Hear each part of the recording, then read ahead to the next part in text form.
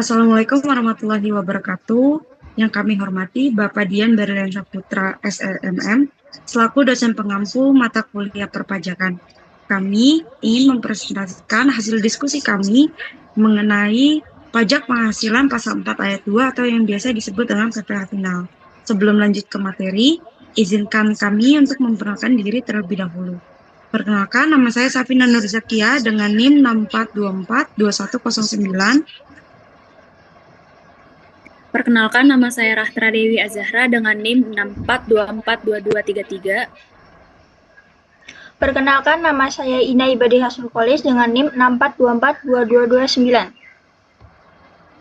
Perkenalkan, nama saya Ajeli Aurelia dengan NIM 64242200. Baik, untuk materi pertama akan dijelaskan oleh saya. Pengertian dari pajak penghasilan pasal 4 ayat 2 atau yang biasa dikenal dengan PPh final adalah pajak penghasilan yang dikenakan atas penghasilan tertentu yang bersifat final. Artinya, pembayaran pajak ini hanya dilakukan sekali pada saat penghasilan diterima dan penghasilan yang dikenai pajak tersebut tidak akan dihitung lagi saat perhitungan PPh tahunan. Objek pajak yang dikenai PPh final yaitu ada penghasilan berupa bunga deposito dan tabungan lainnya, bunga obligasi dan surat utang negara, bunga simpanan yang dibayarkan oleh koperasi kepada koperasi orang pribadi, ada penghasilan berupa hadiah undian, penghasilan dari transaksi saham dan sekuritas lainnya, transaksi derivatif yang diperdagangkan di bursa, dan transaksi penjualan saham. Lalu ada penghasilan dari transaksi pengalihan harta berupa tanah atau bangunan, lalu ada penghasilan tertentu lainnya yang diatur dengan atau berdasarkan peraturan pemerintah. Di sini ada penghasilan yang dikenai PPh final. Yang pertama ada bunga deposito, tabungan, dan juga diskonto SBI. Pengertian bunga di atas adalah bunga yang diterima atau diperoleh dari deposito dan tabungan yang ditempatkan di luar negeri melalui bank yang didirikan atau bertempat kedudukan di Indonesia atau cabang bank luar negeri yang ada di Indonesia. Tarif pajak yang dikenakan itu sebesar 20% dari jumlah bruto. Contoh perhitungan itu ada Aditya menyimpan uang deposito di Bank BCA sebesar 100 juta rupiah dengan tingkat bunga 12% per tahunnya. Hitung besarnya bunga deposito dan juga PPh pasal 4 ayat 2. Tadi diketahui itu uang deposito yang disimpan di Bank BCA itu sebesar 100 juta rupiah. Maka perhitungan bunga depositonya 12% bunga per tahunnya dikali 100 juta dibagi 12. 12 ini hitungan 1 tahun yaitu 12 bulan. Didapat bunga depositonya sebesar 1 juta rupiah. Lalu perhitungan PPh finalnya 20% atau tarif pajak PPh final dikalikan dengan bunga deposito. Jadi 20% dikali 1 juta rupiah, PPh final yang dikenakan sebesar 200.000 rupiah.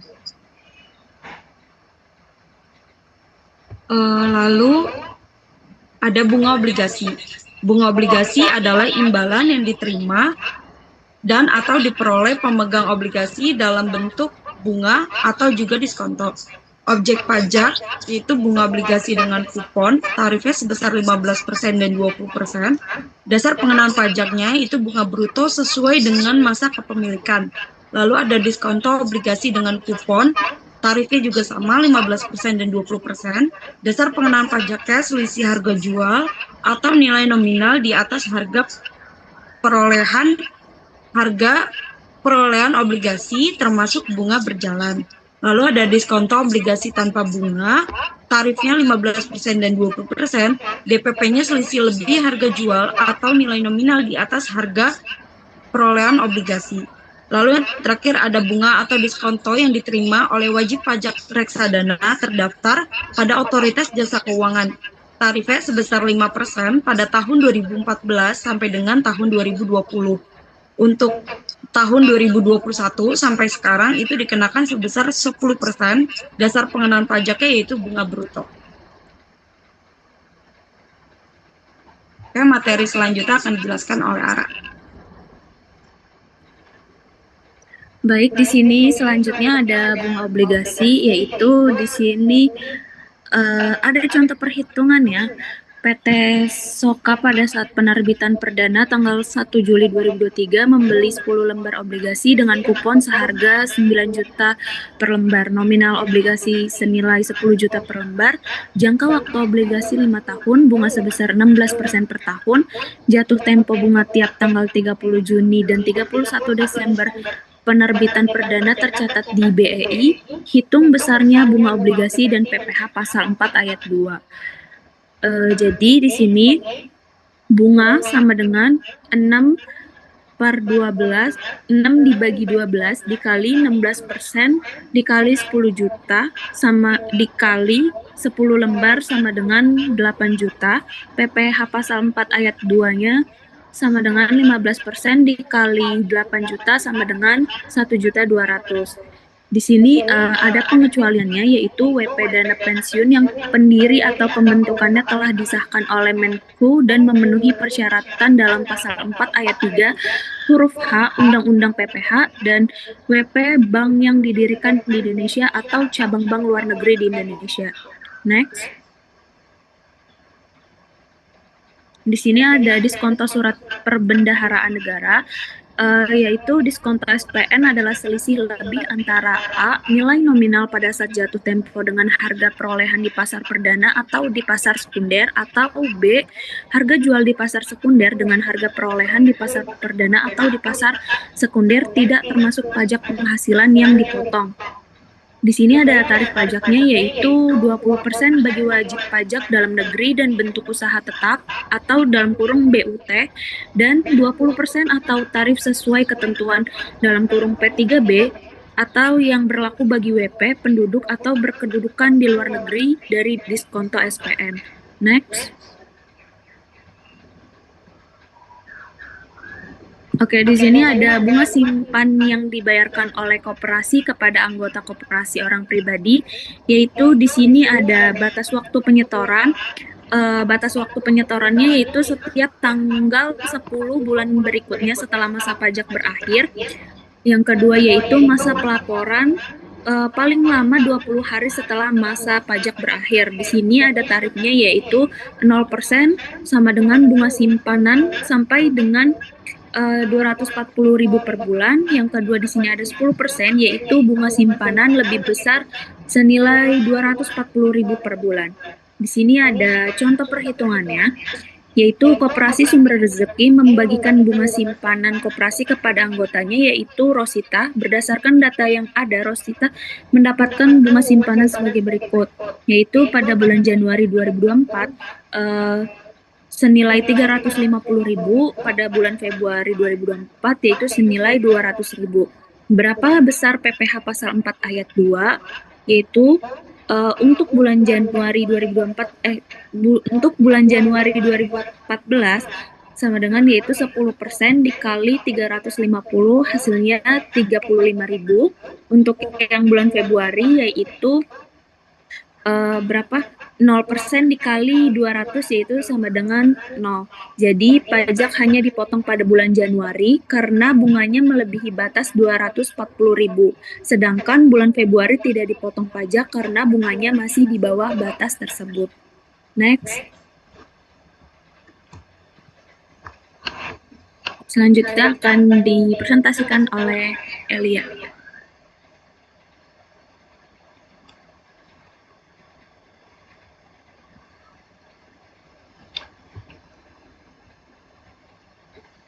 Pajak penghasilan atas penghasilan berupa hadiah atau undian.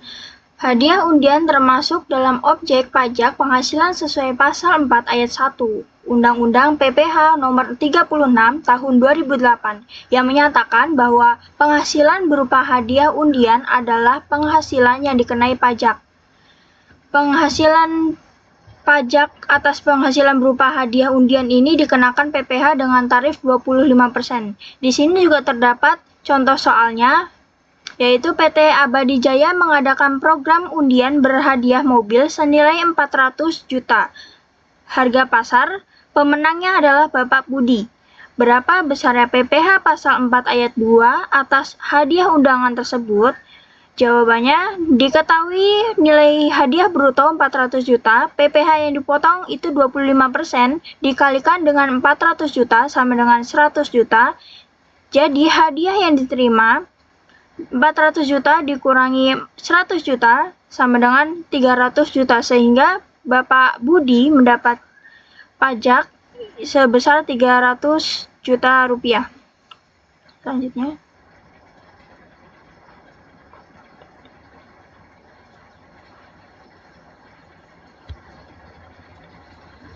Pajak penghasilan dari penjualan saham di Bursa Efek. Penghasilan dari penjualan saham di Bursa Efek dianggap sebagai penghasilan dari capital gain. Capital gain atau keuntungan dari penjualan saham yang diperdagangkan di Bursa Efek Indonesia yang diakui tidak dikenai PPh. Namun pengecualian ini berlaku jika saham dijual melalui Bursa Efek resmi. Di sini terdapat tabel jenis penghasilan. Yang pertama ada penghasilan saham oleh orang pribadi atau badan yang dikenakan tarif 0,1%. Lalu ada penjualan saham pendiri pada 1 Januari 1997 dan sebelumnya yang dikenakan tarif 0,5%. Lalu ada penjualan saham pendiri yang diperdagangkan setelah 1 Januari 1997 dengan tarif tambahan 0,5%. Di sini juga terdapat contoh soalnya. Pada bulan Agustus 2025, Pak Ben menjual 10.000 lembar saham PT ABC Tbk di Bursa Efek Indonesia dengan harga per lembar 2.500. Berapa besar PPh pasal 4 ayat 2 atas penjualan saham di Bursa Efek? Di sini diketahui nilai bruto transaksi penjualannya itu 10.000 per lembar, lalu dikalikan dengan 2.500 sama dengan 25 juta. PPh final pasal 4 ayat 2-nya 0,1% dikali 25 juta sama dengan 25.000. Next. Selanjutnya akan dijelaskan oleh Elia.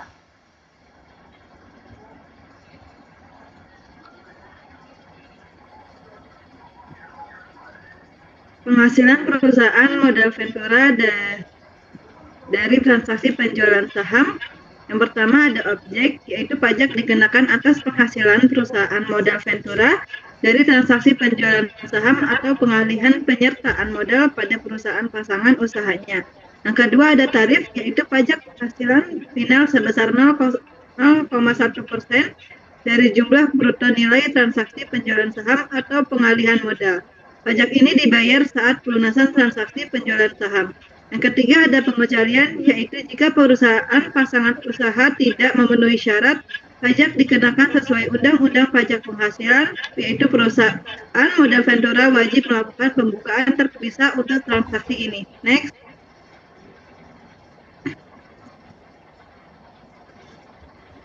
Ada dividen yang diterima atau diperoleh wajib pajak orang pribadi dalam negeri. Adapun objek pajaknya yaitu penghasilan berupa dividen yang diterima atau diperoleh wajib pajak orang pribadi dalam negeri dikenai pajak penghasilan yang bersifat final. Adapun tarif penghasilan berupa dividen yang diterima atau diperoleh wajib pajak orang pribadi dalam negeri dikenai pajak penghasilan sebesar 10%. Adapun pengecualiannya yaitu dividen yang diterima wajib pajak orang pribadi dalam negeri bisa dikecualikan dari PPh jika berasal dari saham go publik maupun private, asalkan dividen diinvestasikan kembali di Indonesia sesuai persyaratan PMK 18 tahun 2021. Jika persyaratan investasi kembali tidak dipenuhi, maka dividen dikenakan PPh final sebesar 10%. Next. Di sini terdapat contoh soal, yaitu Tuan Kevin memiliki saham di PT XYZ pada bulan Juni 2022, menerima dividen sebesar 10 juta rupiah. Agar dividen tersebut bebas dari pajak penghasilan, Tuan Kevin harus menginvestasikan kembali dividen itu paling lambat bulan apa? Jika Tuan Kevin tidak melakukan investasi kembali, berapa besar pajak final yang harus dibayar? Di sini Tuan Kevin harus menginvestasikan kembali dividen tersebut paling lambat bulan Maret 2023, yaitu 3 bulan setelah tahun pajak 2022 berakhir. Jika tidak menginvestasikan kembali, maka Tuan Kevin harus membayar pajak final sebesar 10 juta rupiah dikalikan 10%, yang hasilnya adalah 1 juta rupiah. Next. Adapun penghasilan usaha jasa konstruksi, di sini terdapat tabel di mana tarif pajak 2% dari penghasilan bruto, 4% dari untuk 2% dari penghasilan bruto untuk jasa pelaksana konstruksi yang dilakukan oleh penyedia jasa yang memiliki kualifikasi usaha kecil. Adapun 4% dari penghasilan bruto yaitu untuk penyedia jasa yang tidak memiliki kualifikasi usaha. 3% dari penghasilan bruto untuk penyedia jasa selain penyedia jasa sebagaimana dimaksud dalam huruf A dan huruf B. Adapun 4% dari penghasilan bruto jasa perencana konstruksi atau pengawasan konstruksi yang dilakukan oleh penyedia jasa yang memiliki kualifikasi usaha. Adapun 6% dari penghasilan bruto yaitu yang dilakukan oleh penyedia jasa yang tidak memiliki kualifikasi usaha. Pemotongan pajak ini dipotong oleh pengguna jasa pada saat pembayaran dalam hal pengguna jasa merupakan pemotong pajak atau disetor sendiri oleh penyedia jasa dalam hal pengguna jasa bukan merupakan pemotong pajak. Next.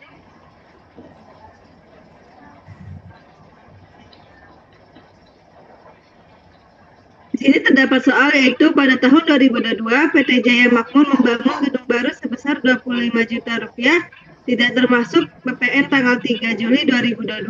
PT Jaya menerima uang muka kontrak pada saat dimulai pembangunan sebesar 5 juta rupiah. Termin pembayaran akan dilakukan sesuai dengan tingkat penyelesaian, yaitu di sini kita membagikan poin di mana termin pertama sebesar 5 juta rupiah setelah pekerjaan selesai 25%, dan kedua termin kedua sebesar 5 juta rupiah setelah pekerjaan selesai 50%, yang termin ketiga sebesar 5 juta rupiah setelah pekerjaan selesai 75%. Sisa 5 juta rupiah akan dibayarkan setelah pekerjaan selesai. Yang ditanyakan adalah hitung PPh pasal 4 ayat 2. Maka di sini pemotongan PPh pasal 4 ayat 2 pada saat pembayaran uang muka adalah 3%, yang mana 3% dikalikan 5 juta rupiah, yang hasilnya sebesar 150 juta rupiah. Next. Selanjutnya di sini saya akan menjelaskan penghasilan dari pengalihan tanah dan atau bangunan. Adapun objek pajaknya yaitu pertama penjualan tukar-menukar, perjanjian pemindahan hak yang disepakati dengan pihak lain selain pemerintah. Yang kedua adalah penjualan tukar-menukar, pelepasan hak yang disepakati dengan pemerintah guna pelaksanaan pembangunan termasuk pembangunan untuk kepentingan umum yang tidak memerlukan persyaratan khusus. Yang ketiga adalah penjualan tukar-menukar pelepasan hak kepada pemerintah guna pelaksanaan pembangunan untuk kepentingan umum yang memerlukan persyaratan khusus. Next. Di sini terdapat tabel dan contoh soal, di mana tabel ini untuk penghasilan selain rumah sederhana dan rumah susun sederhana oleh wajib pajak yang usaha pokoknya melakukan PHTB dikenakan tarif sebesar 2,5%. Yang kedua, pengalihan rumah sederhana dan rumah susun sederhana oleh wajib pajak yang usahanya pokoknya melakukan PHTB dikenakan tarif pajak sebesar 1%. Adapun yang ketiga, pengalihan kepada pemerintah, badan usaha milik negara yang mendapat penugasan khusus dari pemerintah, badan usaha milik daerah yang mendapat penugasan khusus dari kepala daerah dikenakan tarif sebesar 0%. Adapun soalnya pada tanggal 2 Mei 2017, Rahmat membeli 1 unit rumah dari PT Kriya Persada seharga 800 juta rupiah secara tunai. Pada saat itu belum ada akta jual beli atau AJB, melainkan penanda tanganan perjanjian pengikatan jual beli atau PPJB. Hitunglah PPh pasal 4 ayat 2. Maka jadi potongan PPh sebesar 2,5% dikarenakan pengalihan rumah sederhana dan rumah susun sederhana oleh wajib pajak yang usaha pokoknya melakukan PHTB. Jadi 2,5% dikalikan 800 juta rupiah, hasilnya adalah 20 juta rupiah. Next. Di sini terdapat pengecualian objek PPh final PHTB dalam PP 34 tahun 2000 16. Terdapat pengalihan tanah dan bangunan yang dikecualikan dari pengenaan PPh. Pengalihan yang dibebaskan dari pajak final berlaku untuk yang pertama, orang pribadi atau badan yang mempunyai penghasilan di bawah PTKP yang melakukan pengalihan hak atas tanah dan atau bangunan dengan jumlah bruto kurang dari 60 juta rupiah. Adapun yang kedua, melakukan pengalihan tanah dan atau bangunan dengan cara hibah kepada pihak tertentu. Yang ketiga, adapun bangunan dalam rangka penggabungan, peleburan atau pemekaran usaha yang telah ditetapkan Menteri Keuangan untuk menggunakan nilai BU. Yang keempat, yang melakukan pengalihan harta berupa guna serah, bangun seraguna, atau pemanfaatan barang milik negara berupa tanah dan atau bangunan. Yang kelima, adalah yang tidak termasuk subjek pajak yang melakukan pengalihan harta berupa tanah dan atau bangunan. Next.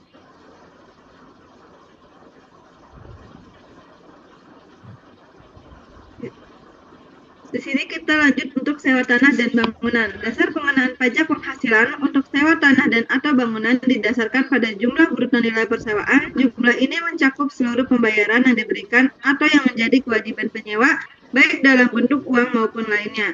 Pajak penghasilan juga digunakan atas berbagai biaya tambahan seperti perawatan, pemeliharaan, keamanan, fasilitas pendukung, dan service charge, terlepas dari apakah biaya tersebut dicantumkan dalam perjanjian secara terpisah atau digabungkan.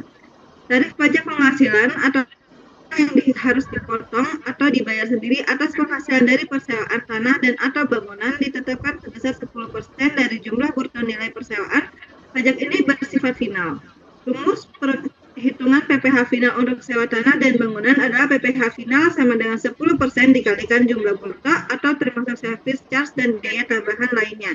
Next.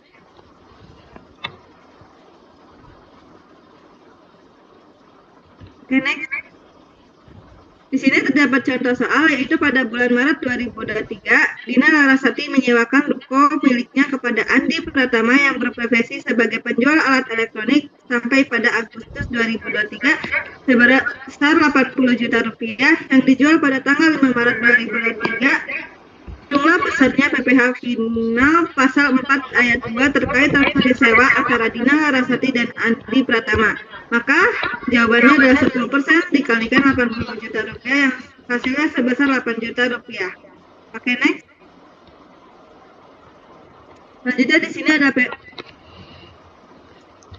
sebelumnya maaf.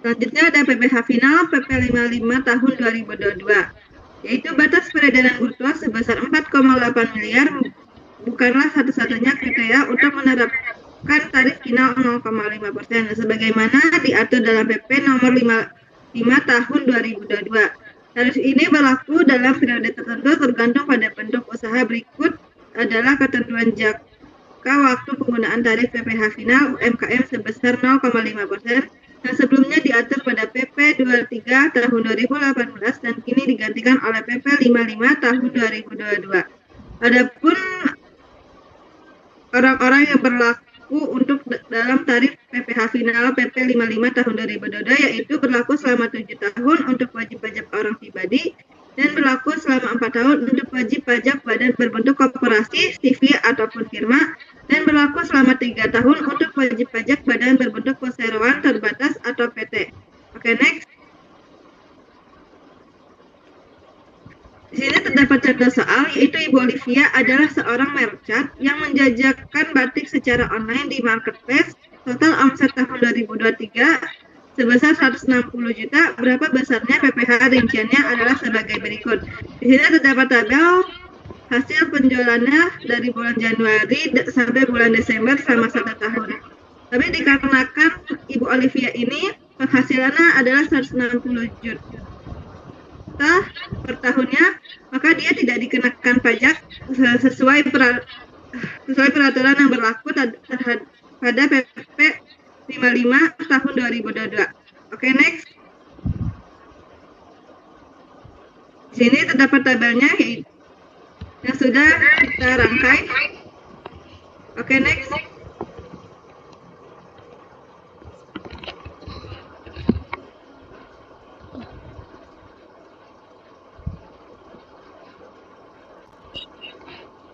Baik, cukup sekian presentasi dari kelompok kami. Kurang lebihnya kami mohon maaf. Wassalamualaikum warahmatullahi wabarakatuh.